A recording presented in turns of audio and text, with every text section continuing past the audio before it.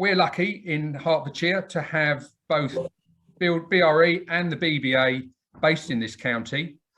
We've got Hertfordshire Building Control, we've got great links with both these organisations, and we're really grateful that BBA have agreed to join today's CPD webinar to talk about the new UKCA mark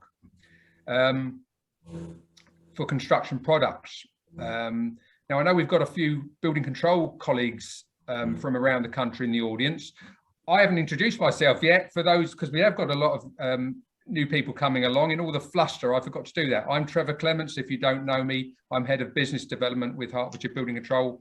And my colleague Rachel, who you can see is our marketing executive, and she controls all the buttons. And if any of you start heckling, she will very promptly mute you. So it's not worth bothering. Anyway, so I was talking about today's webinar, and we will be focusing in on the building regulations and building control tie-in. You know, the Regulation 7 fitness of materials considerations. And to talk is, thank goodness, to talk and be heard today is Jason Harries, who is a business development manager with BBA. He's got 25 years of experience in the construction sector, working for product manufacturers on some of the largest projects in the UK. That included the Shard and the Olympic Village.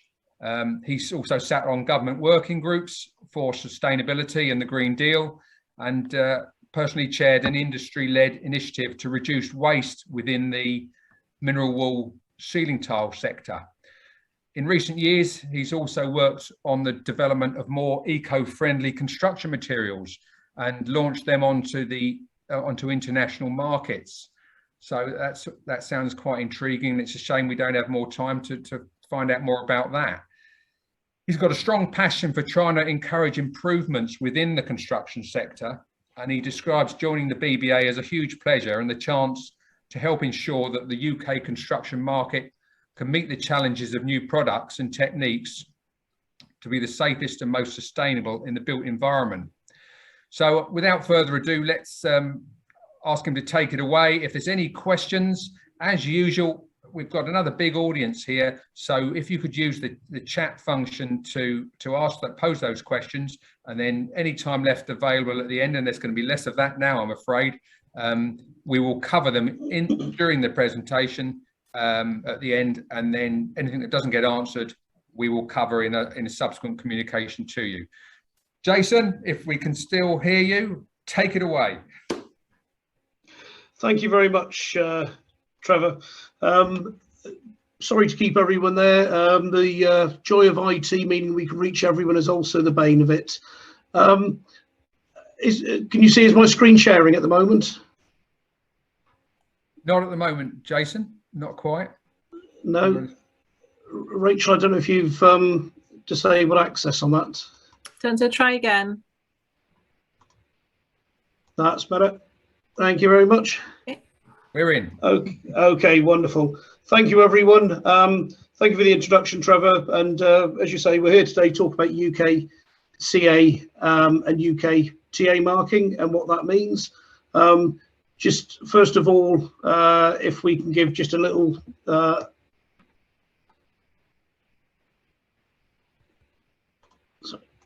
okay, first of all, just a short little disclaimer. The information that we're given is all done in good faith. These guidelines and some of the things we talk about can change at the government's whim. So the government information is always going to be the one to look at all time. Now, almost as if I had preempted us having a problem at the beginning of it, I have put together a 10-second summary of what we're going to talk about today. So effectively, we've had this little thing called Brexit that's come along, may have heard about it. We've now separated from Europe, and some of the things that we had that we shared with Europe, such as CE marking, has been replaced with our UKCA standards. So the short behind today is UKCA marks replace CE marks, and UKTA replaces ETA, and the logos change. So in a nutshell, that's the conversation for today. Now, for those that are still there and didn't give up after the short summary, let's look at a little bit of the timeline. Let's look a little bit at the history, because that explains a lot of what we're doing. So CE marking has actually been around quite a long time. It first was introduced in 1988 when the Construction Product Directive came out. However, at that time it wasn't mandatory, and it wasn't until 2013 the Construction Products Regulation replaced the Construction Product Directive, and at that point CE marking became compulsory. And we'll explain a little bit more detail in the coming slides.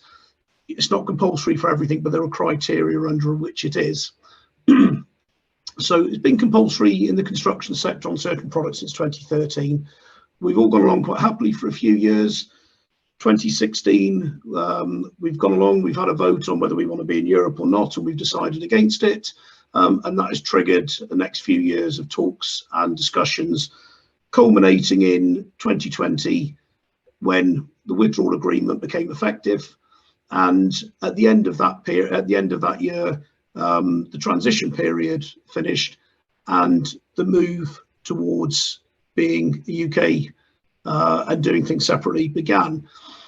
From the 1st of January 2021, new products coming into the UK market were required to be UKCA marked or a UKTA, and we'll explain what those are shortly. But that was required as of January of this year for new products. However, with a lot of existing products on the market, the plan was always that existing products had 12 months grace until the end of December 2021. Well, there's been lots of challenges along the way in terms of converting products from European standards or from European systems such as CE to UK, and you'll have probably seen in the news over the last few days issues around food and around the Northern Ireland border as well. Well, as a result of this, the deadline has been extended, so we maintain acceptance of the CE mark in the UK now until 31st of December 2022. So at the end of 2022, CE marking will no longer be recognised on construction products. Okay, but any new products coming onto the market should already be getting UKCA marked. So just to understand what these are, let's go through a little bit of the history and the roots to it. Now, the process for UKCA marking mirrors what we've always had in place for CE marking. So while I talk about the CE initially as the history here, what I'm talking about will be current and relevant for the UKCA as well. So as I've said, came into force in July 2013. And the reason it became mandatory was to promote consistent standards in the products on the EU market. Now, it was made mandatory for the uptake, and there was given two routes under which you could go. So some products don't comply and didn't at the time and still don't. You could go down the route of if your product fell under a harmonised European standard, or if your product fell under a European assessment document or an ETA. So let's just look at those two routes because these mirror what we're doing now. So if we look at the first route, harmonised European norms or harmonised standards, as we may know them, these are the EN 1, 2, 3, 4, 5 numbers that give us specification standards. So if you produce a product that falls under one of those standards, then it is compulsory to CE mark, subsequently to UKCA mark, your product. And that could be the mark in the product, the packaging, and importantly, to provide essential characteristic data through a declaration of performance, which, as we'll talk about, will be the bit that will be most important for yourselves as building surveyors. The data that's declared when CE marking and the extent of the assessment that's needed by a third party, previously a notified body, now UK approved bodies, that's defined in the standard, and we'll refer a few times during this talk to Annex ZA of the Harmonised Standard. That determines what is required to be declared. Not all the same information is applicable between products. We'll look at that when we look at the labelling later. And that is absolutely true what we say there of UKCA marking, that if it falls under what is now termed a UK designated standard, then it is mandatory to be UKCA marked. So just briefly looking at the other routes. So we said there was 2 routes to marking. The second route is through a European assessment document. Now, if you have a product that you manufacture and you want to put it on the market and it doesn't fall under a European standard, then by the same token as if it does, you have to. If it doesn't, then you can't CE mark or UKCA mark.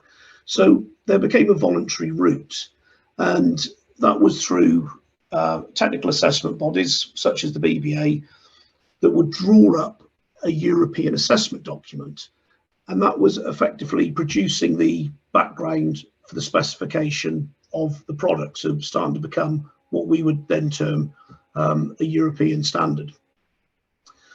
The product itself was then assessed against that EAD and was issued with a European technical approval document. And the European technical approval document, this is going to go on and become the UK technical approval document for the UK, incorporates data including all the essential characteristics of the product. And again, this defines, as in with a harmonised standard, what third-party assistance is required. And I'll explain in a bit more detail what those levels of third-party assistance are. Now, as we said, this is a voluntary route. Now, once you've got an ETA in place, or now if you have a UKTA in place, CE marking or UKCA marking will be mandatory, but only once the ETA is in place. Now, we say that's a voluntary process. So why do manufacturers take the voluntary route? Well, very often it can be because they're being pressed by clients, by specifiers who want to see that it conforms, because looking at a CE mark or looking at a UKCA mark is a quick way of saying we know that it complies with a minimum set of requirements laid out by a standard. So as per the reason it was introduced, it's to give this standard level of acceptance of product quality through Europe, or for this case now the UK. And the UKCA works in the same way that you require a voluntary process to mark if it doesn't come under a harmonised standard. So those are the 2 historic routes, and those 2 routes are mirrored now in the routes that we take. So what really has changed? Well, a lot of it really is the wording. Now, I won't read all of these through to you. The copy of this will be available, but some of the key things are, in a lot of standards, you had something called a notified body. The UK equivalent is going to be a UK approved body. The European Technical Assessment, the ETA I just mentioned, is going to become a UKTA. You can see there's a theme. They put UK in front of a lot of these. Harmonised standards that we were talking about before, these are UK designated standards. The difference you may notice is you start to see BS in front of the EN and the number, but a lot of it is the change in the name. At the moment, the whole system behind UKCA and UKTA is intended to closely mirror the CE marking system, which has been in place for a number of years, as we've shown, and has worked. So we look at, is UKCA marking needed? So if you're a producer, the first question you might ask yourself is, do I have CE marking on my product already? If you do, then yes, you need UKCA marking. If you don't have it already, you ask yourself, is the product covered by a harmonised standard? And if the answer to that is yes, then you need UKCA marking. If it is, and you haven't already got CE, then you've been missing out on something for a little while, but that's a different story. And the other thing we would say sometimes to a manufacturer, if they're looking and thinking, do I need this, is sometimes it's as simple as check the competition. The manufacturer should often know if they fall under a harmonised standard, but sometimes it's the case, it may be an importer that's doing it for the first time and they're not entirely sure of what they're looking for, or sometimes it's because it doesn't fall under a standard, but they're looking to see if anyone else has one, or how other people are doing it. So it's as simple as that.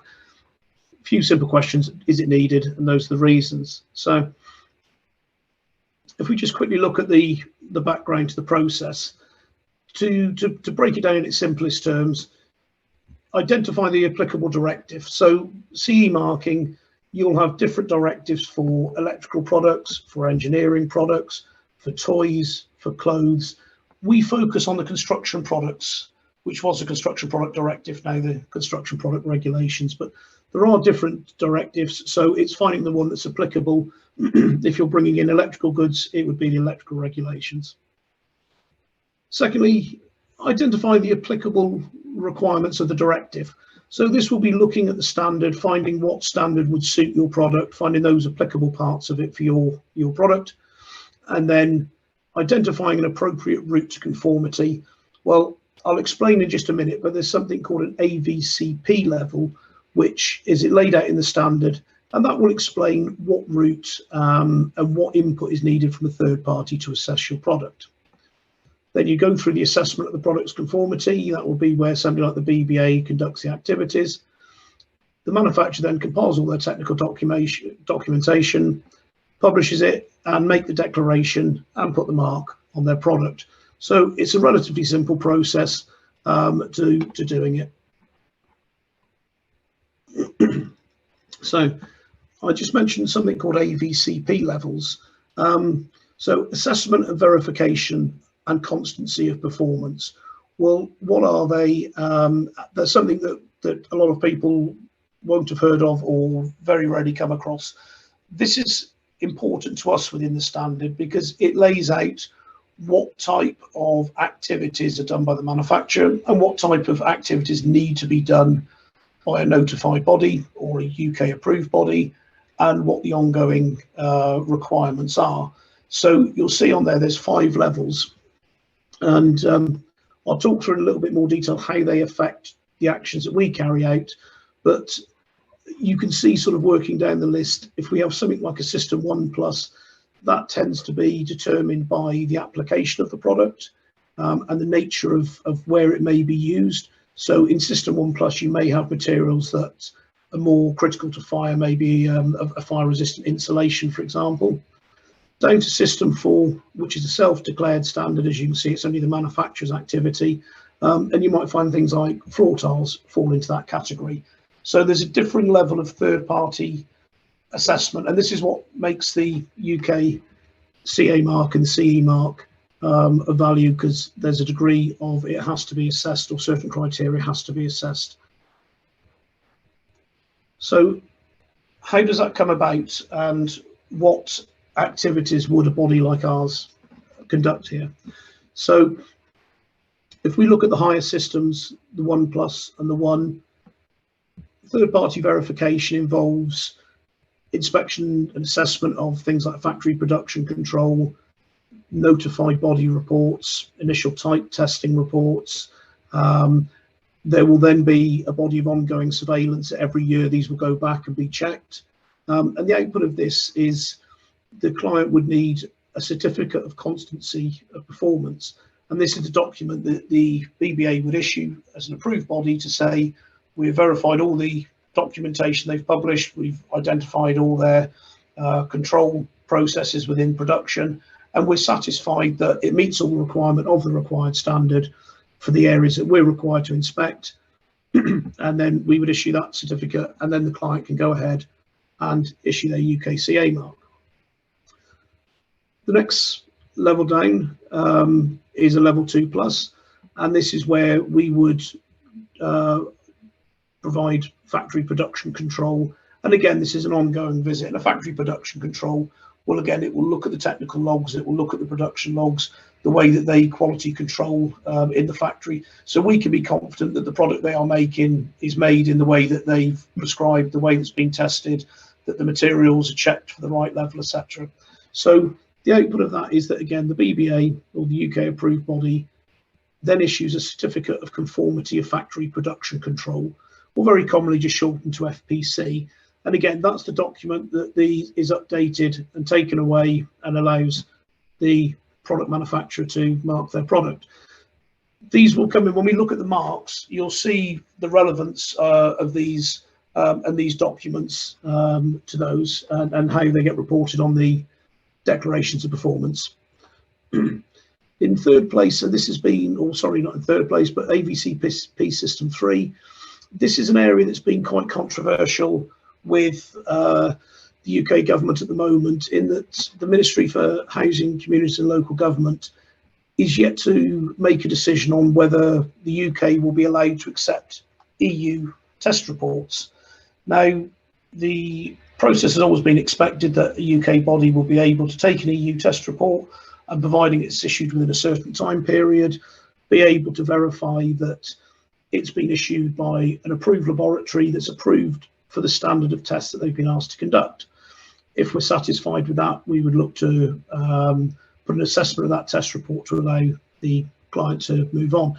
However, right across the industry, the UK has yet to agree on this, and vice versa, the European Union haven't agreed to accept UK test reports either. So that area has reached a little bit of a stalemate, which is one of the reasons why we've got this extended deadline for next year. So it allows this process to be sorted.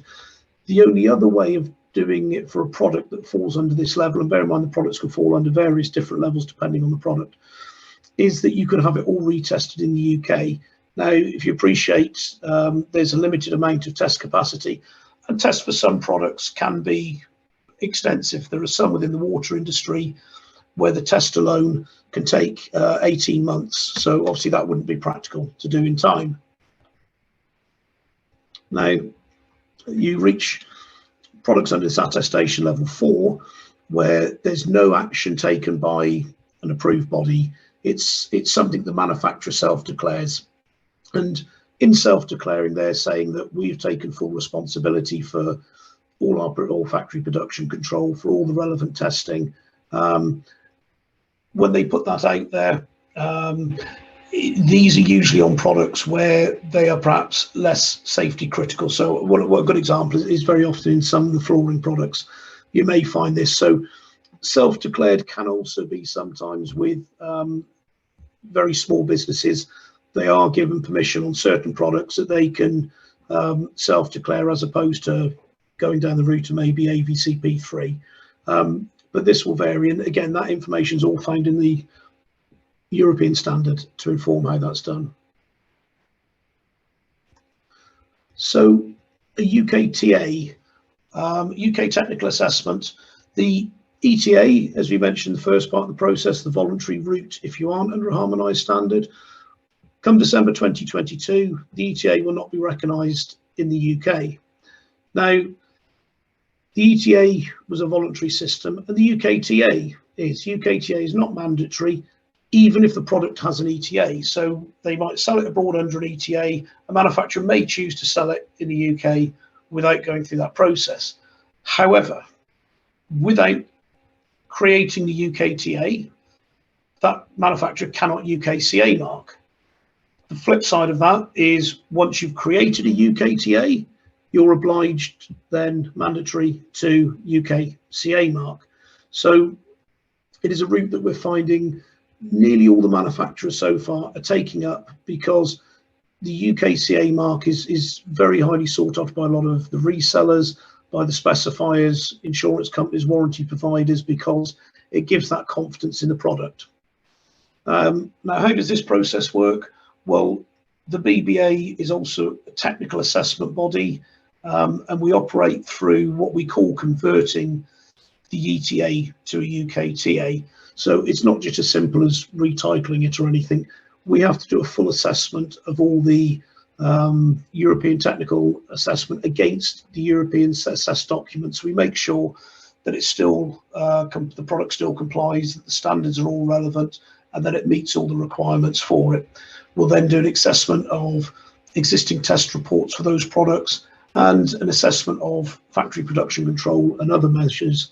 So before we issue it, we are certain that we're issuing on the same product and that it fully complies with all the standards. So it's effectively rechecking everything that was ever produced under an ETA before we can issue a UKTA. So just quickly, how do we identify UKCA marking on products? Well, some products may be individually stamped with the UKCA mark. For example, larger products, plasterboard, timber panels, very often carry a big stamp on the back, which will have not just the logo of UKCA, but it will go into some of the details, which I'll talk about in a second. However, other products, smaller products, it may be impractical to mark them, or maybe impossible to mark them.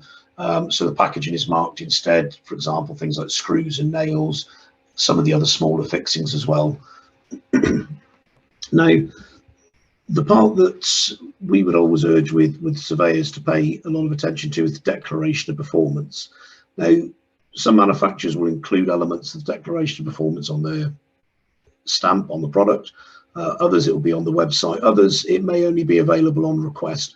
But this gives you the performance criteria of the product. So they're not necessarily all the same just because they've received a UKCA or a CE mark. It means that they've passed a certain level. Now, your level for what you require on a particular project may be different. So declaration of performance is the area that you're going to really want to look into and identify. That won't necessarily be shown on the product, but certainly the product will give you enough that should be able to identify who the manufacturer is, as well as probably what the product is. So as an example of understanding the labelling, what are you likely to see printed on it? Now, I'll explain how this can vary and look at two examples of this. The obvious thing you will see is the CE mark or the UKCA logo. Now, this is to be a minimum of 5mm in size. When it's that size, it's typically only displayed on its own. If anyone's been in a pub recently, you may see it on a beer glass. You'll have just a little UKCA logo stamped. But with construction products and larger products, it will very often be accompanied with more detail. So in this example, looking a little bit further down, we've got an identifying number. This 4-digit number is the identifying number for the European notified body or the UK approved body. So in the UK, that might be 8036, which is the BBA's reference number. These numbers can be checked on, for the EU, it can be checked on Nando, which is not a chicken restaurant, but is actually an organisation which records all of the notified bodies throughout Europe. So that will be displayed. You will then find identifying mark of the manufacturer. This may or may not include the address as well. It could be the name, it could be their brand stamp that's used here. And we talked earlier, or I mentioned earlier, about the relevance of the declaration of performance and where this comes together. So sometimes this will be disclosed on it as well. And that will tell you which paper document needs to apply to this. And if you gather a copy of that document from the manufacturer, that will then give you the full details on the product. It will tell you who's assessed it. So again, that would be like which approved body has done the third-party notification on it. It will tell you on things like manufacturer.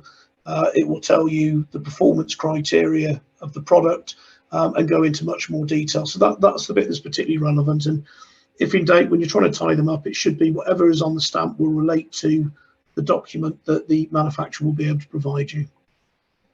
Coming into the next box, these UKCA or CE stamp will always contain the number of the Harmonised Standard or UK designated standard that is applicable to that product. In this case, it's 13986, which will be to do with wood panelling that's stamped on it. And traditionally, this is the year, so you can see, in case it's against a standard that's been superseded. Details of the standards, if you want to find them, the main starting place with that would be somewhere like BSI Online, where all the copies are held. And then further details they might put is an identifying mark, which gives an indication as to the product or its use. In this case, it's P5, so we know it's P5 board, as a general mark. So again, when you're checking any details, you can see that you're looking for the right thing. It may also be that if you've got specifications on site, it's telling you it must be this board. If anyone was to see that that was the wrong board on there, it'd be just a quick way of identifying that the wrong product has been used. And then basic and short, basic performance characteristics may be included on here as well. It may not include all of them. You'd need again to refer to this document, the declaration of performance, to give you the full details on that. So look at the detail that's on that label, and then if we compare that to this, for example, is a label that would go on typically a pack of screws or a pack of nails. Again, we will always see the logo on the top. We've got the mark of the manufacturer, the ID of the manufacturer, the name or brand name on there. And they may include, in this case, they haven't put the approved body's number, which would go under the CE mark. they've put the year in which the marking was applied. So sometimes you may find a number on here, and it will relate to the last 2 digits of the year it was applied. And I'll explain in a minute why you see differences in these.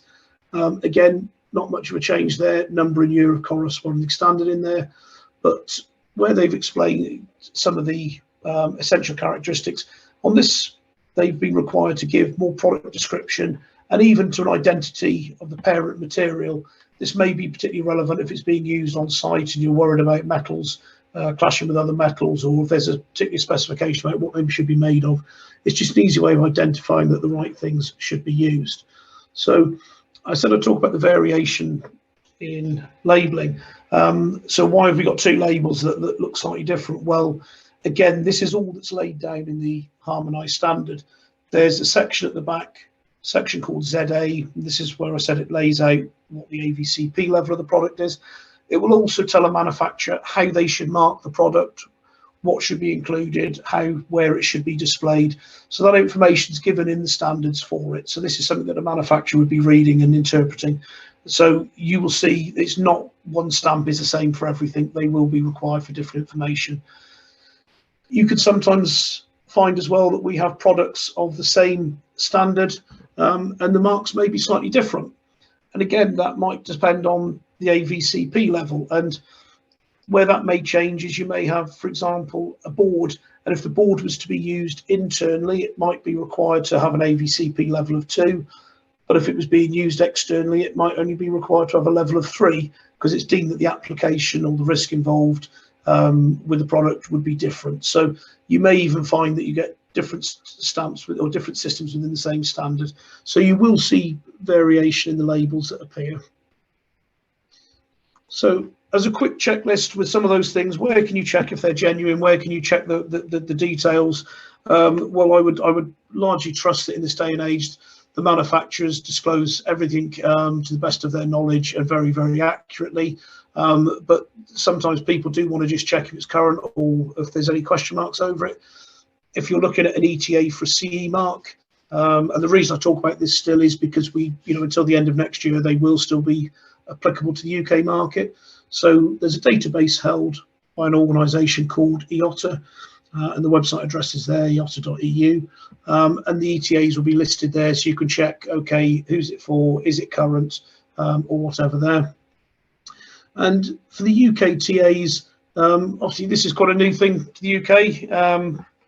We haven't got an agreed database for these yet. There is talks that there will be one, but in the meantime, the BBA are the only people that are issuing the UKTAs at the moment, and we are going to be hosting those on the website. So when they're published, they'll be on the BBA Certs website.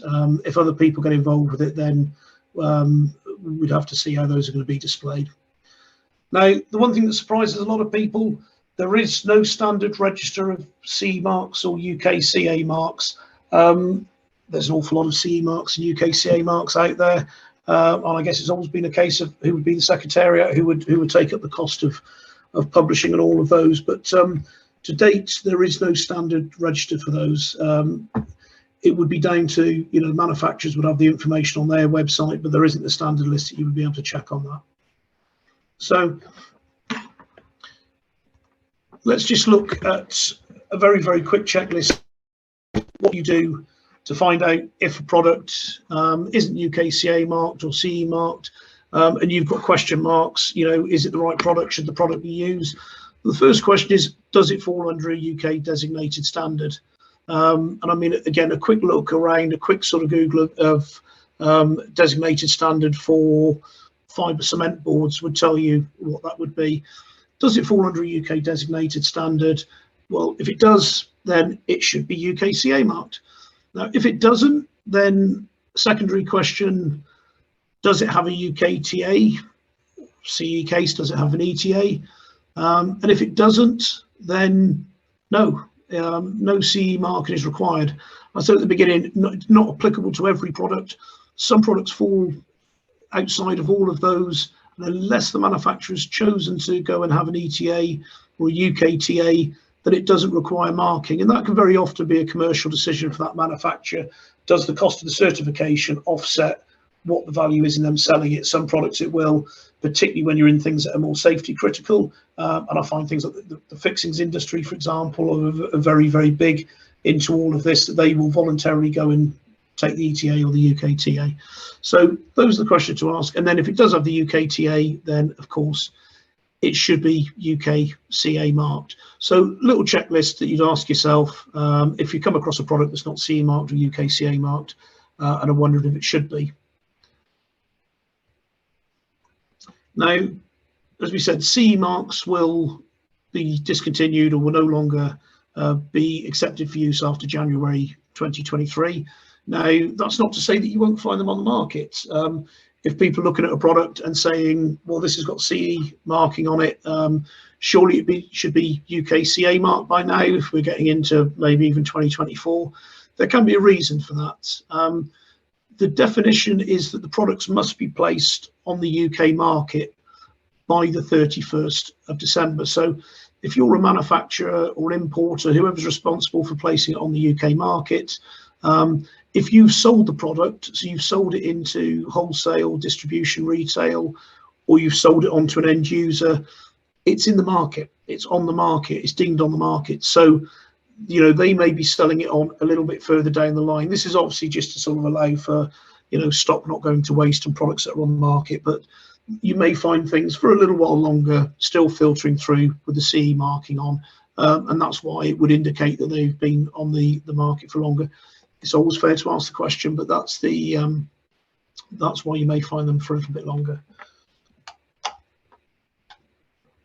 So the question, do we need CE marking, UKCA marking? Why?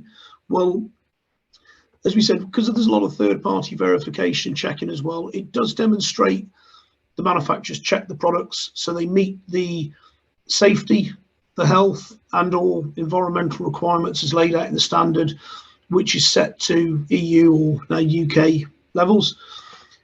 They've satisfied the legislative requirements of the market that it's going to be sold on. These don't indicate where the product was manufactured. You could have a product that's manufactured in Asia, you could have a product that's manufactured in South America. This relates to the market on where it's being sold, not where it's produced. On the market it's being sold. So it does give us that confidence that very often they've been approved by a third party, but at the very least the manufacturers had to go through a number of checks and produce a number of checks and produce a technical document which says that these are safe for the environment and the market that they're going on. So does that mean they meet building regs? This is a question that comes up. In and on its own, just because it's got a UKCA or a CE mark does not on its own mean that it's going to meet building regulations. Really, for checking this is why I talk several times about the declaration of performance. This is going to show you the performance criteria of the product. So the specifier, the constructor, the surveyor is going to be able to tell from that for definite if it achieves building regs. That's where the key data is. You know, if you need something that has, you know, a certain fire rating, the requirement of the standard may not mean that it has to be to that level. So the declaration of performance is going to be the bit that's key when you're checking if it complies fully with building regs. So a question we get asked a lot at the moment, presumably a lot of people here will know about the Bba Agronomy Certificate. It's what we tend to be best known for, and what that is. And if UKCA marking is compulsory for applicable products, you know, where does Bba Agronomy Certificate fit? That's a voluntary approval. Well, you do need, if you've got a Bba Agronomy Certificate, you would still need a UKCA mark because that is a compulsory thing to have.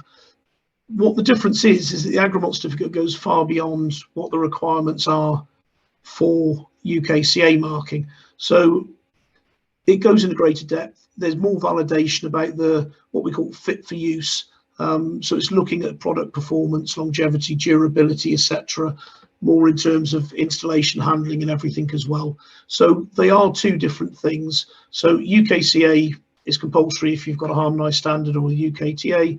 An Agronomy Certificate is a voluntary, but the information there goes far deeper and generally gives far more confidence in the exact performance of a product.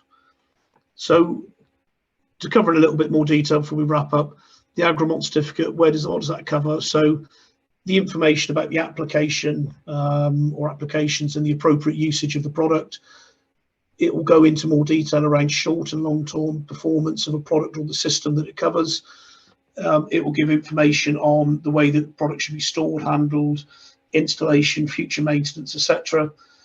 Where and how a product complies with building regs where it's relevant. So as we said, you could look at a BBA certificate and take the confidence that this is going to approve with the building regs at a glance. With the UKCA marks, there's still that need that we would say, to be on the safe side, compare against a declaration of performance.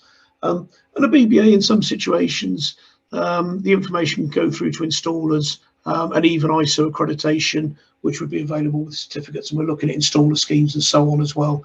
So that with the Agronomy certificate effectively goes a stage further than we've got with the UKCA.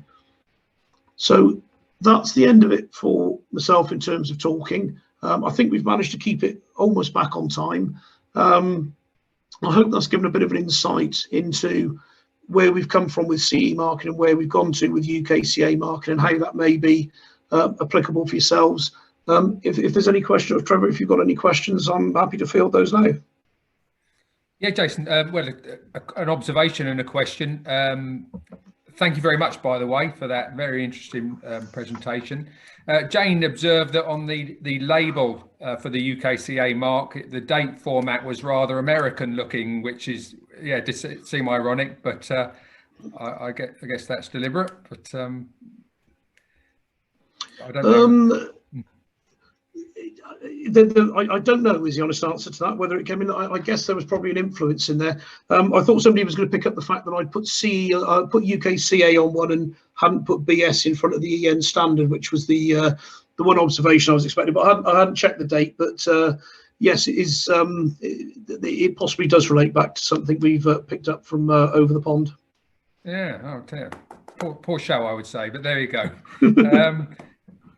Anne says, can we, I think you might have covered this, can we accept BBA Agronomy Certificate without a UKCA? The answer to that, yeah. So the answer to that is yes. You will find a number of products out there which don't fall under the Harmonised Standard or haven't gone down the UKTA route, so cannot be UKCA marked, in which case BBA is seen as being that mark of approval, that mark of reassurance for it. That's absolutely fine. Do just look at the question or ask the question, and you will find also in the BBA Agronomy Certificate, it will say if it complies to a harmonised standard. You know, if it should have one, it should have one. There's no getting away from that. Yeah, you will find a number where they don't fall under any other system. So BBA is their real proof to the market. Thanks for that. I had a question actually, because you seem to say that you mentioned this organisation, was it Nando's or something, as giving a central registration for UKCA marks, and yet I think later on you said there is no registration of them. So from a building control surveyor's point of view, as we know, it's only a starting point to assessing compliance of a product, but you know, what's to stop us being hoodwinked by a fake mark or a fake declaration of performance? How would we check to make sure that it's valid? Okay, so first part of that question, the Nando database is a database of the approved bodies. All right. So that's not yeah, that's not a list of those marks. No, unfortunately, there is no central log of UKCA or CE marks. There is for an ETA or for the UKTA, you will be able to see where those are. The only way really is it would be a degree of doing due diligence to sort of go back through the product. As we said, on the label or on the declaration of performance, it will tell you who the third party body is that has assessed that product. So if you look at a declaration of performance, typically about the fifth item on there would say has been assessed by, it may just say approved body 8036, which you can go to, and in this case it would be for a UK one, the UK Market Conformity Assessment Bodies, and see whose body is 8036, which is the BBA. and you could check back to see, you know, have they there? They wouldn't disclose confidential information, but you can find out, you know, has that product been assessed? You know, because if we've issued a factory production control, very often they will reference that number when they give it to you. So the only real way to check back in that case would be, if you were in great doubt, would be to go back, who is the assessment body, and that will be shown on the mark or on the declaration of performance. Now, if somebody's put a false one on there, then straight away that flag gives a red flag, and you'd be talking to something like trading standards to investigate further. Thanks. Yeah, so it takes a bit of digging and yeah, a bit of work to do there, but no means straightforward. There you go. That's how it is. Maybe it will change. Simon Hayward is asking, are there plans to use barcoding or RFIDs on materials to help with confirming provenance? There is talk around this, around various things. Some of this relates back probably to things like golden thread as well, and you know, fully being able to go into a room and identify all the products. Talks are, or that is in consideration in talks, but there's nothing imminent around that at the moment. But I know these things are in thought and are in consideration based on the back of golden thread. Yeah, that's it. I mean, the building safety bill, we now have it. We have the bones of the new legislation. Part of that will be regulation of the construction materials industry and products, and but we're yet to see the secondary legislation as to how that will go. But that would be a sensible thing to include, wouldn't it? As you say, with the golden thread being one of the key recommendations out of the Hackett report, that would be quite a basic measure to put in place. So we'll see what happens there. Right. Well, I don't think there's any more questions that I can see. Rachel, have I missed any questions there, or are we all covered? No, that's all covered. Thank you.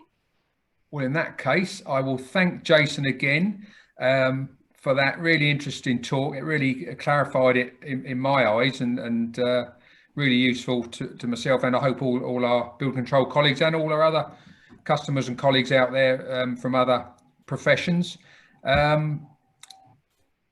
What is coming up next? I think on the stocks we're going to do a presentation on the new approved documents that are coming out that are backing up the future home standards. So we'll be doing that in a month or two. So watch this space for news of that one. That will obviously back to grassroots of building regulations and the legislation. But apart from that, we'll keep looking for interesting topics to use. And if you have any suggestions in that respect, the way you'd like to get CPD training from us, then we're always open to those. And you know, we'll see what we can put together. So apologies for those early technical issues. Rachel no doubt used her skills to edit all those out and edit out my red face and me talking when I was on mute. Nobody will ever know that who watches the recording, hopefully. But I hope you enjoyed it despite all that. And I hope we see you again, especially the new people who came along. We don't always have issues like that, I promise you. And hope you'll join us again.